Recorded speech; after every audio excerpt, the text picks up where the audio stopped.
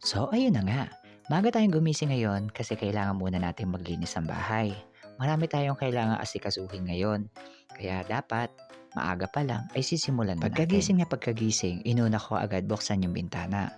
Linisin yung table kasi alam niyo naman pag nagtatrabaho ko ay yan ang unang-unang pinakamadumi sa akin or pinakamakalat. Alam niyo, ang hirap pala kumilos ng masama ang pakiramdam. Naligo kasi ako kahapon ng alanganin.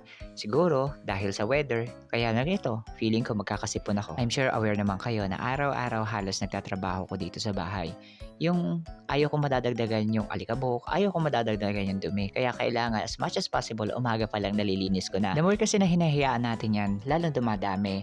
And tumatambak ang trabaho natin. So kapag wala kang ginagawa, unti-untiin mo na. Tulad sa hugasin ng plato. Ang gagawin ko niyan sa umaga, itatambak ko yan hanggang tanghali.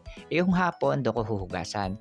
Alam niyo kung bakit? Para tipid din sa tubig. Alam niyo naman dito sa amin,